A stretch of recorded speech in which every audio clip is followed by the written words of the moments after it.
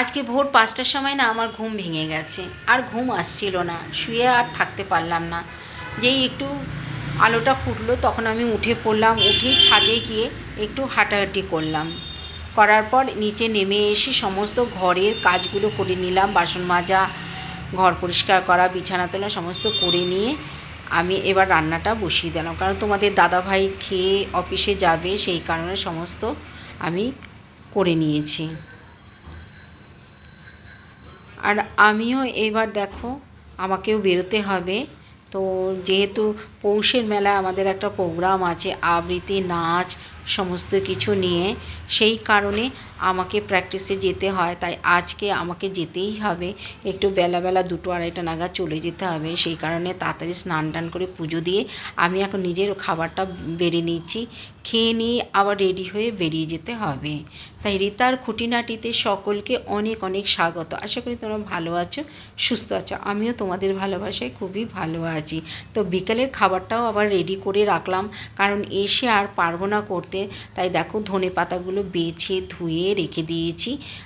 বাড়িতে এসেই রাত্রিবেলা না, সন্ধ্যের সময় চলে আসবো, এসেই ধনে পাতার বড়া করে রাখবো বা পাকোড়া টাইপের করে রাখবো।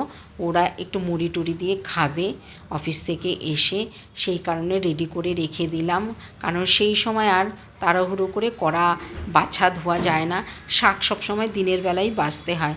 তাই দেখো আমি রেডি হয়ে নিচ্ছি, কারণ ফোন আসছে বারবার যে আরও একটু তাড়াতাড়ি আসলে ভালো হয়, কারণ সবাই একসঙ্গে প্র্যাকটিসটা করতে হবে।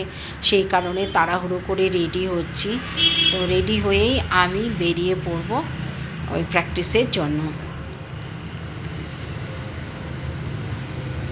তো দিনও ঘনিয়ে আসছে, আর বেশি দিন নেই, 22শে ডিসেম্বর।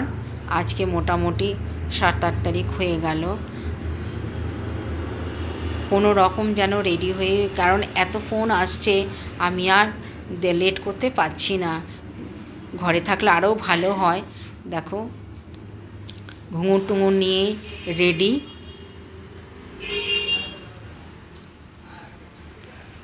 আমি সবসময় ঘুঙুর নিই না, কিন্তু আজকে বললো ঘুঙুর নিয়ে প্র্যাকটিসটা করতে হবে, সেই জন্য নিয়ে এলাম।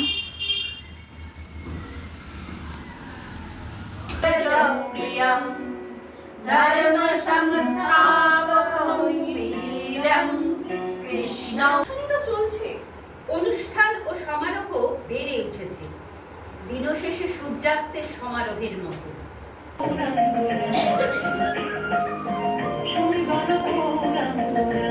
ব্লগটা ভালো লাগলে লাইক কমেন্ট শেয়ার করে দিও।